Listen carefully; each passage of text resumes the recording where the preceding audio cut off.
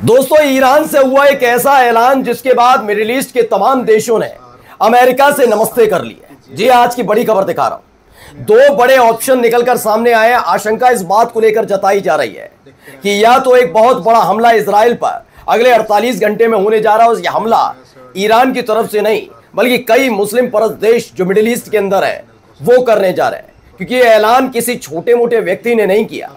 यह सिर्फ किसी एक की आवाज नहीं है, बल्कि ये समुदाय से उठी हुई आवाजें हैं। वही समुदाय जिनकी वजह से मिडिल ईस्ट का वजूद है, वही समुदाय जो अपने अपने देश की सरकारों को चुनता है, वही समुदाय जिससे पूरा मिडिल ईस्ट खड़ा होता है और मुस्लिम देश बनते हैं। उन्हीं के अंदर से एक बहुत तगड़ी आवाज उठी। इस आवाज ने ऐसे हालात पैदा कर दिए जिसके बाद आशंका जताई जा रही है कि अमेरिकी बेस कैंप से लेकर इजराइल खतरे की रडार पर आ गया है, क्योंकि बात अब ईरान तक सीमित नहीं रही है। इसी के साथ आज आपको दिखाऊंगा वो कितने देश हैं जो इजराइल पर हमला कर सकते हैं या फिर इजराइल को लताड़ सकते हैं। कौन कौन से देश हैं जो अपने यहां से अमेरिकी बेस कैंप को हटाने की बात करने जा रहे हैं। क्यों इजराइल के अंदर नेतन्याहू के खिलाफ ऐसा झंडा बुलंद हो रहा है कि तख्ता पलट के हालात बने हुए हैं। और इसी के साथ साथ कई महत्वपूर्ण खबरें भी आपको दिखाने जा रहा हूं कि क्यों, कहां, कैसे फंस गया अमेरिका। नमस्कार, मैं हूं प्रज्वल गौतम और आप देख रहे हैं टाइम्स एक्सप्रेस। जी हां, बिल्कुल सही सुना। शुरुआत में आपने तख्ता पलट जैसे हालात। बात अब यह नहीं रही कि ईरान इजराइल पर अटैक कब करेगा। बात यह नहीं रही कि लेबनान के हिजबुल्लाह पर किए गए अटैक के बाद हिजबुल्लाह कब इजराइल पर अटैक करेगा। यमन कितना और हमला दक्षिणी इजराइल पर करेगा, या गजा फिर से कोई हमला करेगा इजराइल पर। बल्कि अब यह है कि क्या बेंजामिन नेतन्याहू की सरकार को वहां की जनता पसंद कर रही है। बात इसलिए कह रहा हूं क्योंकि वहां जोरदार प्रदर्शन चल रहा है। सैनिक रो रहे हैं, वो कह रहे हैं कि हम नहीं जाना चाहते, अब हम नहीं जाना चाहते और युद्ध नहीं लड़ना चाहते। वो मैंने पहले ही खबर दिखा दी। और अब देखिए, ईरान से सिर्फ एक बात उठी। बात क्या है, पहले खबर पढ़िए। न्यूज 24 की खबर। ईरान के शिया धर्मगुरु ने नेतन्याहू और ट्रंप के खिलाफ फतवा जारी किया है। यह फतवा जारी होना अपने आप में एक बहुत बड़ा घटनाक्रम माना जाता है। दरअसल होता यह है कि कभी भी इस देश से द्वंद्व है, उस देश से द्वंद्व है, उससे यह है, इससे यह है करके ये सिर्फ सामरिक शक्तियों का उपयोग करके एक दूसरे से भिड़ते हैं कि मैं। लेकिन जब बात आती है मुसलमानों की, तो आपको याद होगा, और कोई धर्मगुरु सर्वोच्च पद पर बैठा हुआ धर्मगुरु अगर आह्वान करता है तो कई देश एकजुट खड़े हुए हैं। कई देश कई स्थितियों में हमने देखा। ठीक है, ऐसा ही इस बार जो ऐलान किया है, पहले वो ऐलान बताता हूं और उस पर मोहर लगता हुआ कैसे दिख रही है वो भी बताऊंगा। पहले ही देखिए खबर क्या है। ईरान के शिया धर्मगुरु ने नेतन्याहू और ट्रंप के खिलाफ फतवा जारी किया है। ये दोनों नेता अल्लाह के दुश्मन हैं। दुनिया के सभी मुस्लिम एकजुट होकर इन नेताओं को ईरान पर हमले के लिए पछताने के लिए मजबूर करें। फतवा जारी करने के बाद सीनियर शिया धर्मगुरु ग्रैंड आयतुल्लाह नासिर मकारमी शिराजी ने यह कहा है। उन्होंने कहा है ये अल्लाह के दुश्मन है, अब आप तय कर लीजिए। और उन्होंने इसके लिए पूरी की पूरी एक पूरी कहानी बताई है। पहले तो मैं उस कहानी का शुरुआती अंश इसलिए बता दूं क्योंकि आप समझ जाएंगे कि कैसे मिडिल ईस्ट से अमेरिका को खदेड़ा जाने वाला है। हर कोई यह कह रहा था कि ईरान ने जिस तरह से कतर में घुसकर अमेरिकी बेस पर हमला किया, कतर इसके खिलाफ सख्त कार्रवाई करेगा और ईरान पर हमला करेगा। यह खबर लगातार निकल कर आ रही थी कि ईरान ने कतर पर हमला किया, कतर के मिलिट्री बेस पर अमेरिकी। जबकि ईरान ने संदेश भी भिजवाया कि कतर पर हमला नहीं है, यह मिलिट्री बेस पर हमला है अमेरिका के। लगातार कतर भी कह रहा था कि हमारे पास हमले का, मुंह तोड़ जवाब देने का, पलटवार करने का ऑप्शन खुला हुआ है। लोग इसी से अलग अलग कहानियां बनाने लगे। ईरान खत्म, सारे मुस्लिम देश मिलकर ईरान पर हमला करेंगे। मैंने तब भी कहा था ऐसा होगा नहीं। और 1 से 2 घंटे के बाद ही स्पष्ट होने लगा और 24 घंटे के बाद तो खेल ही बदल गया। खुद ट्रंप सीज फायर चिल्लाने लगे। कतर ने स्पष्ट कर दिया कि पहले तो 19 बैलिस्टिक मिसाइल आई और उन बैलिस्टिक मिसाइलों का असर उनकी जनता पर नहीं पड़ा, सिर्फ मिलिट्री बेस तक रही। पहला। दूसरी जो सबसे महत्वपूर्ण बात यह रही वो ये रही कि कतर ने आगे आकर यह कह दिया कि अब हमारे यहां मिलिट्री बेस की कोई जरूरत नहीं। अमेरिका समझ गया कि सारे के सारे मुस्लिम देश एक साथ मिले हुए हैं, अब इन्हें हमारी कोई जरूरत नहीं, हमें खदेड़ने जा रहा है। इसलिए ट्रंप घुटने के बल बैठे। उन्होंने कहा ईरान से संबंध अच्छे कर लो, वरना ईरान ने कहीं और भी हमला कर करके ऐसे ही मिलिट्री बेस खत्म किए तो वहां पनपने नहीं देगी वहां की जनता, वहां की सरकार। इसलिए चुपचाप बैठे रहो।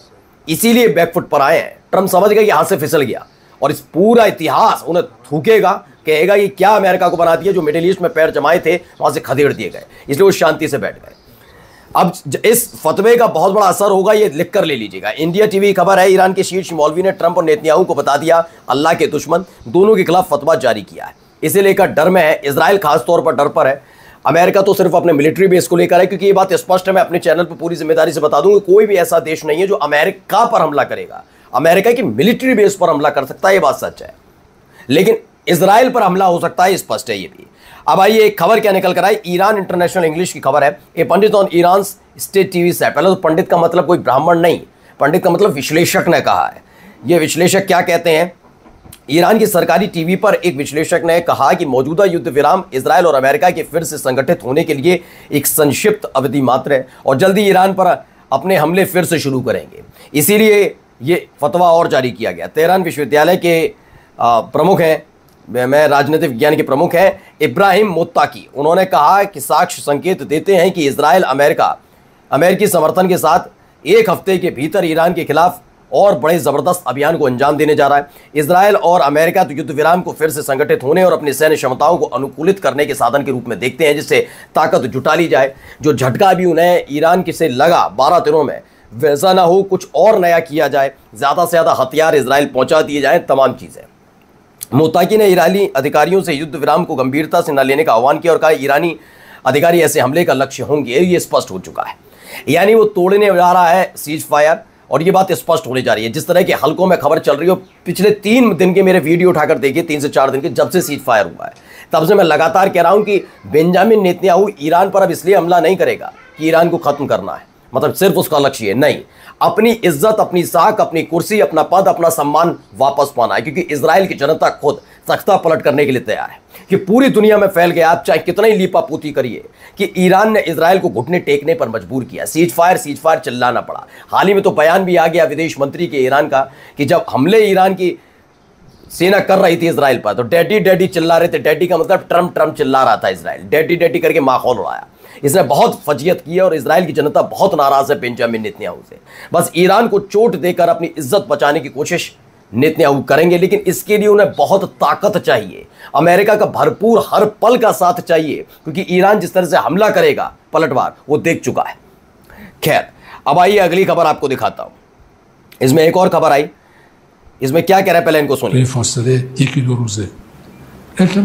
देखिए, इसी को मैंने कहा, सीनियर एडवाइजर हैं अली लारिजानी, वो कहते हैं 14 मिसाइल, ईरानी मिसाइल दागी गई थी। कहां? यूएस के उदैब बेस पर, यानी कि कतर में जो बना है अल उदैब बेस, उस पर दागी गई थी।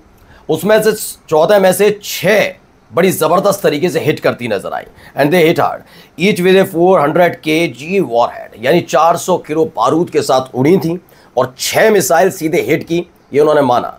जबकि 8 मार गिराई, ये बात हकीकत है। कतर के एयर डिफेंस सिस्टम ने, अमेरिका की एयर डिफेंस सिस्टम ने, तमाम चीज़ों ने, लेकिन 6 चौक 24, यानी आप सोचिए 2400 किलो बारूद अल उबैद एयरबेस पर दाग दिया। अब आपने कभी तस्वीर देखी, अब तक दिखाया गया हो कि हमें नुकसान नहीं पहुंचा।